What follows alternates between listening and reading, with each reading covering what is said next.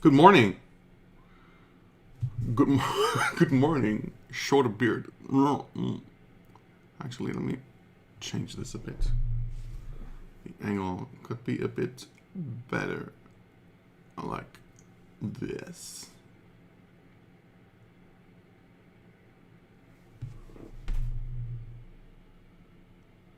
Alright. Yeah, I'm not that centered anymore now. I would have to be here. But I'm not. I'm more like this. So I'm not in the center. So I'm going back again. Maybe there's a compromise. How about this? Yeah, I gotta figure this out.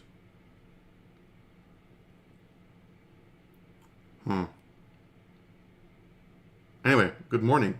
Today we're looking at ImagineFX 207 with the art of Dune.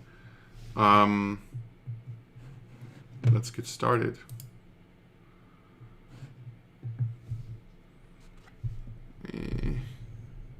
You go away. I don't want you in here. All right. Yeah. Covered by David Keenan. Yeah.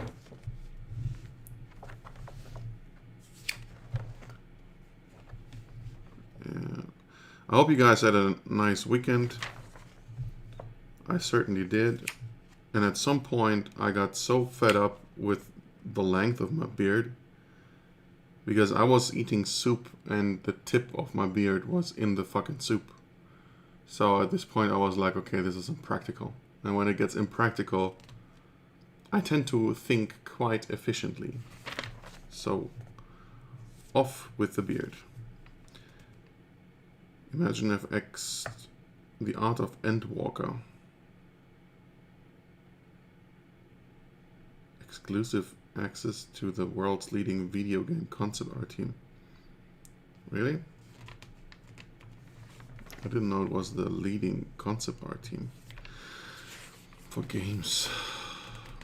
Do the Final Fantasy games still sell that good?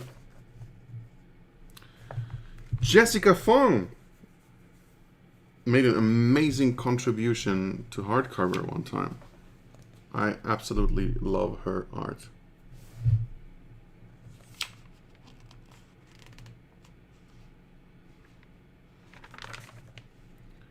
Scotty Borgrus, Janet Arroyo. That's cool. It's actually both cool.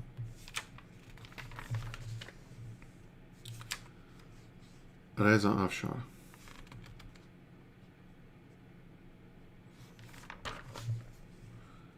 Ashley McKenzie. Daniel Stevens Street.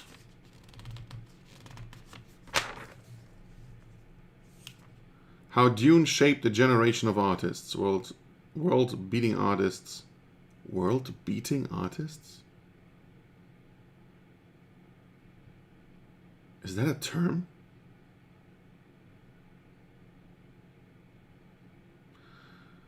Tom Mayhaw, the intoxicating ideas of the 1965 book and the visionary 1984 film have been influenced the art.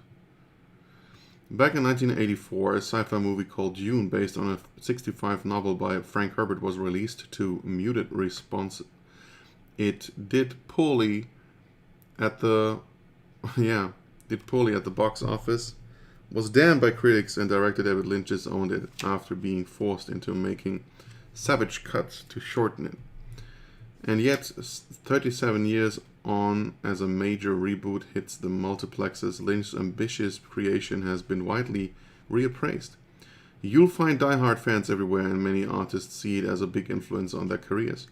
Alongside the original book, which offers just enough detail to inspire, but not enough to swamp the imagination, Dune has influenced my art and the art of many artists, says Gary Hambros. Hambroth? Since you're in France, is it Jamro? You tell me, Gary. Concept artist with Gunzilla Games. Its intricate world building make it easy to get lost in. You have advanced tech, you have space, you have legends and myth, you have royalty, mysticism, medieval references too. Its most iconic images center around desert landscapes, which helped lure in freelance concept artist Simon Gonard. Oh my god, I haven't seen this guy since 2018. My mind works with geometry, and it's easier to visualize geometry when you paint deserts and angular shapes, he explains. This may be why I like Dune so much. But there's more to Dune than sand. The costume design is what really opened my eyes, not only to a possible career opportunity in concept art, but also to the idea of functional design, recalls Bruno Gauthier Leblanc, an art director at Eidos Montreal. The design of the Fremen, is it how to write it? Fremen still suit, a full body suit worn in the open desert, is a perfect example of function blending seamlessly with aesthetics. Every piece of the design has a purpose. It can be mechanical, cultural, even personal to the character, but nothing is done without a reason. The design philosophy has influenced my entire career as a concept artist and what I try to instill in my team as an art director. Then there were those giant sandworms. Back then, movies knew how to build tension without showing the full creature right away. Enthusiast. Okay. Jordan Lamarwan, lead concept artist on Star Wars Jedi Fallen Order. In Dune, the sheer size of the sandworm was so impactful, it really helped to create a David versus Goliath underdog relationship. In the same way, in Star Wars, the Endless Star Destroyer intro helps to emphasize the size of the Emperor's power and therefore the protagonist's challenge. Dune is one of the many movies that's left an influence in my art by developing a love for older sci-fi and an appreciation for practical sets over CG, Jordan adds. Dune 84 has plenty of great practical sets, props and costumes, and it's an inspiring example of what great work can be achieved without the boundaries of creative limitations and film production budgets. True. Some artists first came to Dune through other routes than the movie, such as the video games or the Marvel comics. Holy shit, yes, the Command and Conquer-like games. Yeah.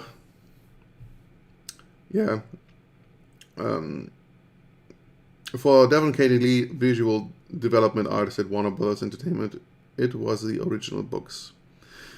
This was the first time I found a sci-fi universe with the same depth and breadth of the...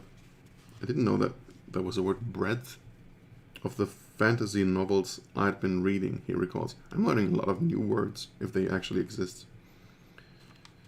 Reading, he recalls, the way...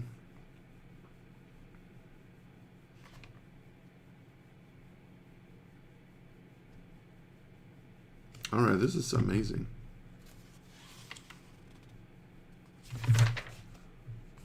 The way they touch on politics, religion, and culture struck a real chord.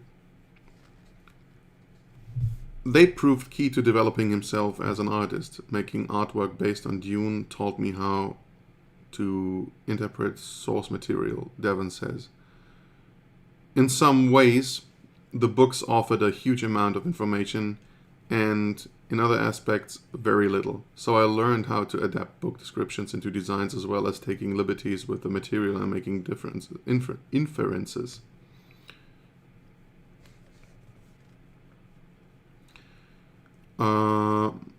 Maria Trepalina, a freelance concept artist working in the games industry, also discovered Dune through the novels. It greatly enriched my internal art library that helps you come up with complex, thoughtful images, she recalls.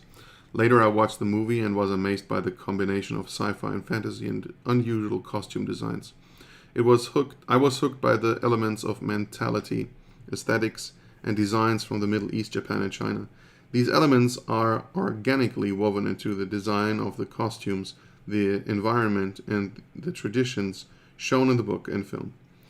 Dune shows how the concept of development can be applied as an example for creating designs for other civilizations and teaches us to create something new based on existing ones. Even if you've never seen Dune, you've probably been influenced by it indirectly because it shaped so many other films. Take Tremors, a movie that more helped shape my love of drawing monsters, says Henrik Sahlström, senior concept artist at Ubisoft. The whole sandworm thing is blatantly pulled from Dune. Plus, how much did Sting appearing in Dune influence or inspire Hellblazer John Constantine popping up in DC Vertigo's Swamp Thing in 1985? Yeah. All of these artists have been driven at some point to create their own Dune-inspired art. I started illustrating Dune as a pitch viz test around 2014 because the IP was a bit underrepresented at the time, and I thought it deserved more than that, says Simon. It was also pretty clear that most of the art circulating around the internet was based on the film's aesthetics and not representative of the book's mood and poetry. My main idea for those small pictures was to bring back this particular feeling that rise from Herbert's descriptions, he adds. The struggle for life, the bone-crushing desert wind, the strong female warriors, the blue and the red. For anyone inspired to create their own Dune art, Gary offers this advice. If you want to portray people living in the desert correctly, you have to take reference of what we already have. Study it, understand it, and be curious about it. This will save you in the long run. Knowing what you are designing and why you took those choices will make all the difference. Ew.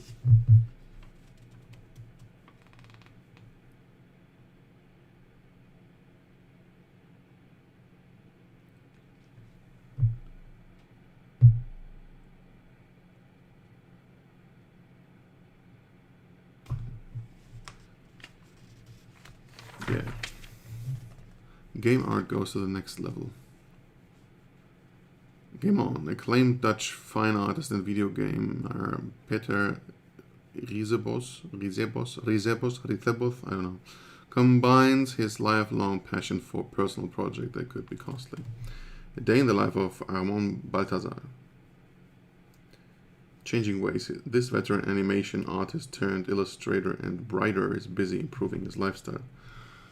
Good. We all should be improving our lifestyles. Creating a strong foundation. Acclaimed illustrator and concept artist Stéphane Martinier shares how he helped to create the iconic sets and spaceships of Apple TV's Foundation.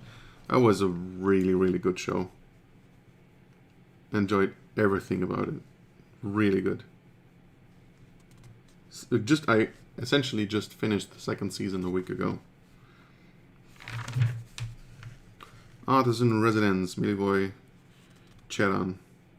Is it Cheran? Seran? Keran? I don't know, brother. I've never asked you.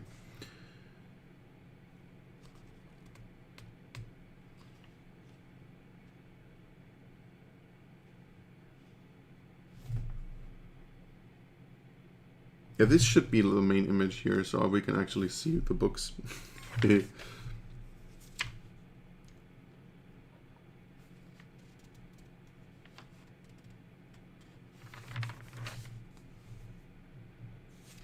The Art of Dune. Art director Patrice Vermette shares what it took to bring Frank Herbert's iconic book back to the big screen.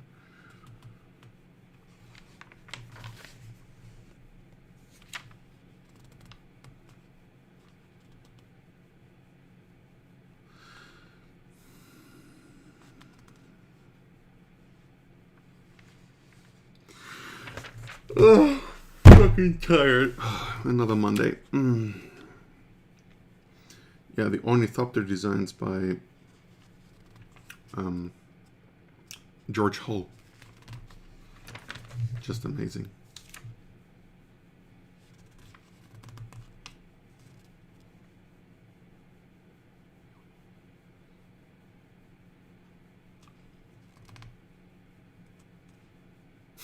We referenced the spice market in Marrakesh in creating their colors, so inevitably they became the Spice Girls.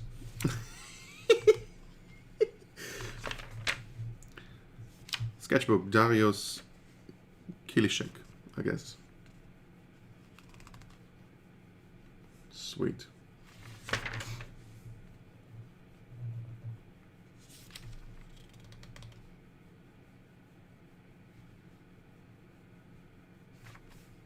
That looks great.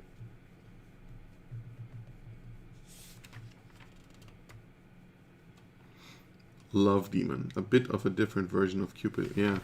No shit. Imagine that thing approaches you. My 1980s inspirations with Tony Di Terlizzi. It was the decade when fantasy art became part of pop culture. Garrick Webster talks to illustrator and author Tony Di Terlizzi about his favorite 80s artist and the influence on him.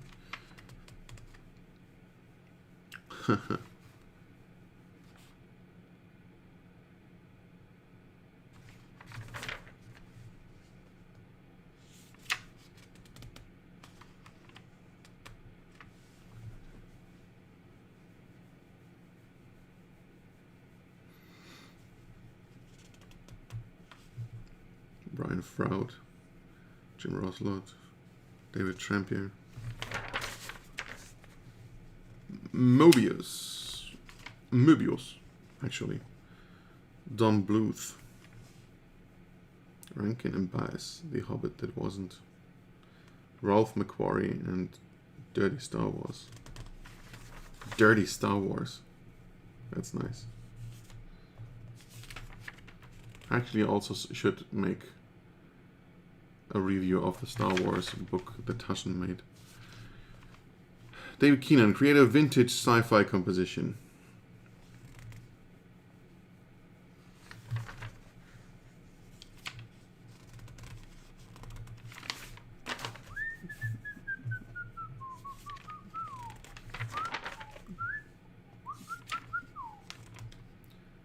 Isis Sousa, again. Part 3. Ah, that's why. I should read the description. Photoshop, paint unique environments. Illustrator Elena Danner shares a method of creating an epic and engaging fantasy landscape using Photoshop. Elena is so good. Her magic cards are always so friggin' beautiful.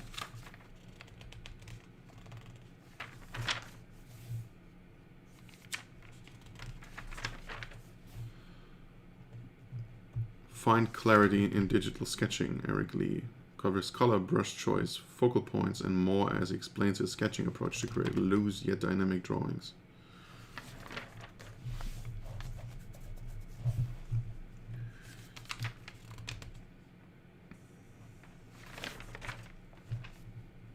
When drawing characters, try to capture them in poses that look natural rather than stiff.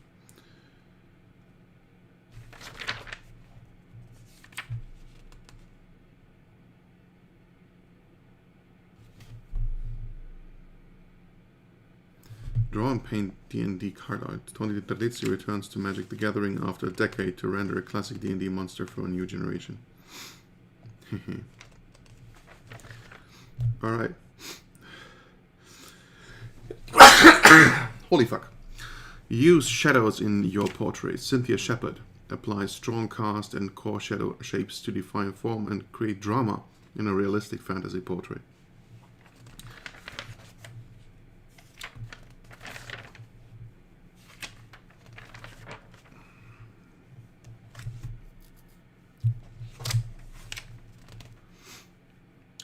Oh shit! They're looking at Crimson.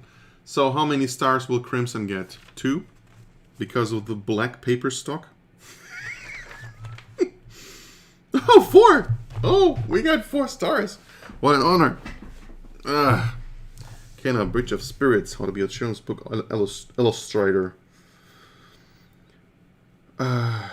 Red Letter Day. Make yourself comfortable in a high-backed chair by the fire and enjoy this collection of stylized Gothic artwork. Fans of US illustrator and character designer Abigail Larson will be pleased. Her distinctive art has been collected in a 248-page hardback, which makes a strong early impression with its matte black cover and metallic red imagery. Monsters, spirits, and the darker side of fairy tales feature in the artist's work, which is often described as romantic Gothic. Each painting takes up a full page, enabling the reader to fully explore Abigail's art. Abigail cites Arthur Rackham and a pre-Raphaelite artist John William Waterhouse as 2 key influences, and this is borne out in a chapter that features her early work from 2009 to 2013. It's interesting to see roots of the artist's crisp lines and focused color palette taking hold here, even if the results are slightly looser. Another chapter gathers a selection of Abigail's sketches. She describes the rough lines as little ghosts on the paper, an apt phrase that is keeping with the rest of the book. This is a beautiful produced collection that, while liked on insights from the artist, is full of her gorgeous dark art. Oh, yeah.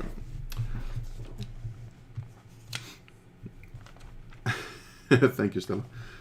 Yeah. Oh, we could have made 5 stars if we would have had more insights. Too bad. Traditional artists, inspiration and advice from the best pro artists. John De Pianto.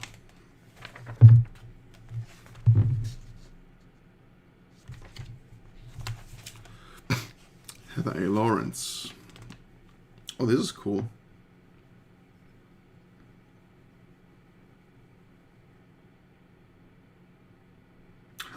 It looks like a scene with Nazgul or something.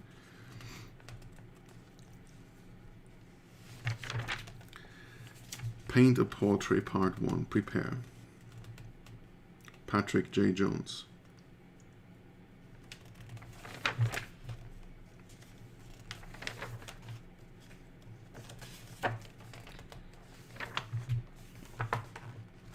First impressions. How do you say that? Zouk. Human emotions are explored in these large canvases. This looks amazing.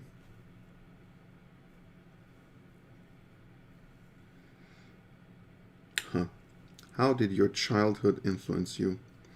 I grew up in a family of artists. My grandfather Igor Zouk was an outstanding artist of the Soviet era, and my mother Anastasia Zouk inherited this art and developed it by devoting her entire life to painting.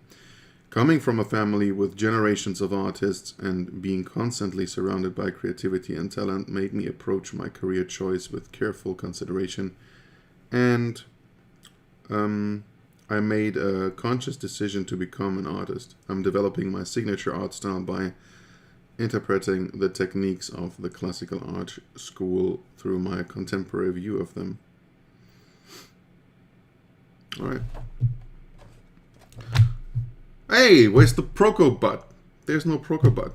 Instead, it's a beautiful portrait of the guy. All right.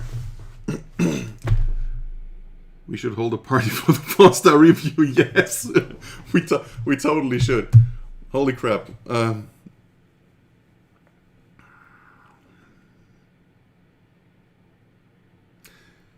Yeah, so that was ImagineFX 207. Tomorrow we're going through 208. Some deadlines to meet today. Some stuff to start on today. Tomorrow, speaking of deadlines, is the deadline of hardcover 2024. If you need a day or two longer, I don't really care. Just do it. I'm not that anal with these things, with deadlines, with dates set. It takes as long as it takes. It's okay. If one day makes a difference to you, then who am I to take that away from you? Anyway, what else? Nothing. Othalam is still going. That's it. I don't have anything else. I'm with my head. With my brain. I am already at work, to be honest. So that's where I'm going right now. Have a great rest of the week. See you tomorrow if you want to. And until next time. Bye-bye.